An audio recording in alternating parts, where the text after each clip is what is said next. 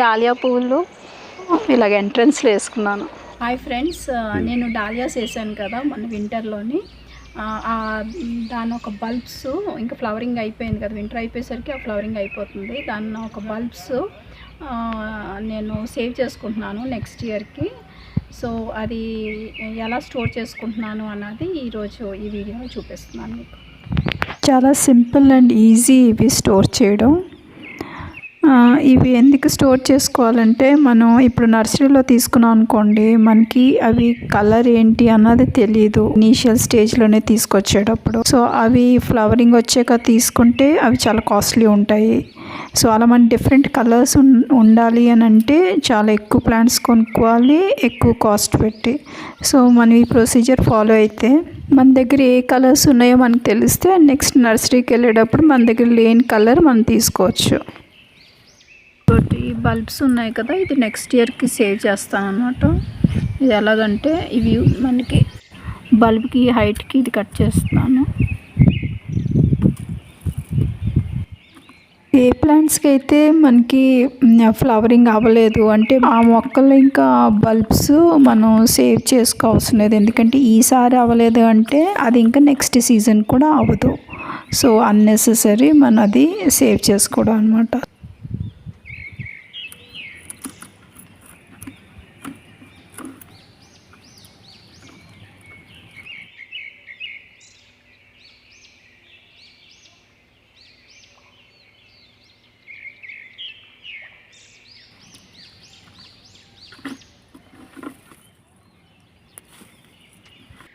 ఇది ఇప్పుడు వాటర్లో శుభ్రంగా కడిగేసి ఫంగస్ పట్టకుండా పసుపు నీళ్ళు కానీ, లేదంటే అలోవెరా జెల్ వాటర్ కానీ, లేదంటే సాఫ్ మన దగ్గర ఏది ఉంటే దాంతో డిప్ చేసేసి ఒక 2 days ఎండబెట్టాలి.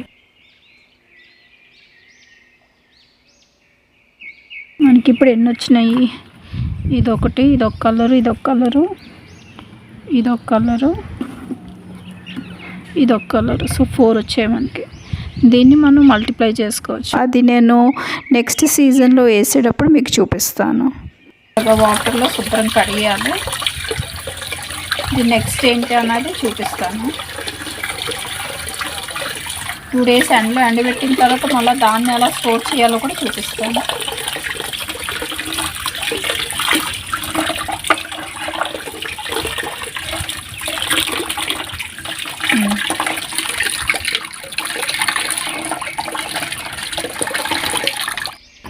ఇది సాఫ్ట్ పౌడర్ తీసుకుంటున్నాము.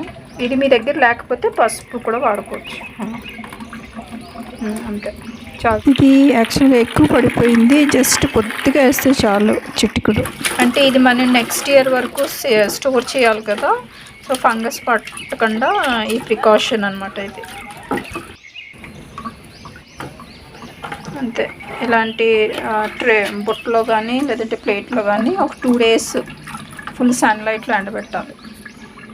ఈ బల్బ్స్, డాలియా బల్బ్స్ తీసిన తర్వాత ఒక 2 days డ్రై చేసాను, అంటే ఎండలో ఎండబెట్టేసాము.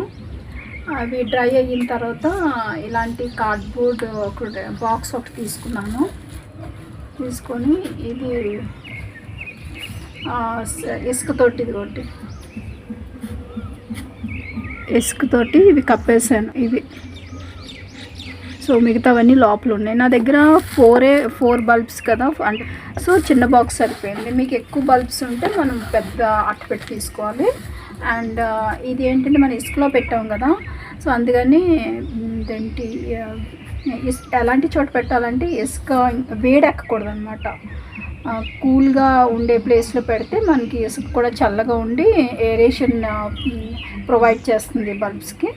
సో మనకి ఈజీగా నెక్స్ట్ ఇయర్ వరకు ఇవి మంచిగా అంటే బాగుంటాయి. ఇంకోటి ఏంటంటే, మనం ఇప్పుడు తీసాం కదా, ఇది జూన్ ఎండింగ్ కానీ జూలై ఎండింగ్లో కానీ మనం ఇప్పుడు మళ్ళీ ఎక్కడ అనుకుంటే అక్కడ, అంటే మనం ఎక్కడ ప్లాన్ చేసుకుని ఉండాలి ఆ మొక్కలు అక్కడ వేసేసుకుంటే మనకి అక్టోబర్ నవంబర్ కల్లా మళ్ళీ అవి మంచిగా గ్రోత్ వచ్చి బడ్స్ స్టార్ట్ అయితే ఫ్లవరింగ్ కూడా స్టార్ట్ అయిపోతుంది. సో అది మీరు లొకేషన్, మీకు మనకి వింటర్ ఎప్పుడు వస్తుందో దాన్ని బట్టి మనం వేసుకోవాలి. అది జూన్ ఎండింగ్ అవ్వచ్చు, లేదంటే జూలై బిగినింగ్లో అవ్వచ్చు, క్లైమేట్ బట్టి. సో ఎనీవే వింటర్ ఫ్లవర్స్ కాబట్టి మనం ఆ టైంలో వేసుకుంటే మనకు అక్టోబర్ నవంబర్ కల్లా ఫ్లవరింగ్ వస్తుంది. సో ఇదండి, ఇది స్టోరేజ్. లేదు అంటే మన ఈ బల్బ్స్ యాక్చువల్గా ఫ్రిడ్జ్లో కూడా పెట్టుకోవచ్చు, కానీ నేను అది ఆ మెథడ్ యూస్ చేయటం లేదు, ఈ మెథడ్ తోటి వెళ్తున్నాను. సో ఇదండి. మీరు ఇంకేదైనా మెథడ్ యూస్ చేస్తున్నారంటే అది కూడా నేను ట్రై చేయొచ్చు కదా. అంటే దీంట్లో కూడా నేను చెప్పలేను ఎన్ని సక్సెస్ అవుతాయి అన్నది, 4 పెట్టాను. సో మీరు ఇంకేదైనా మెథడ్ ఫాలో అవుతున్నారు, లేదంటే మీకు ఇంకేదైనా ఐడియా ఉందంటే ప్లీజ్ కామెంట్ పెట్టండి, అది నాకు యూజ్ అవుతుంది. Thank you.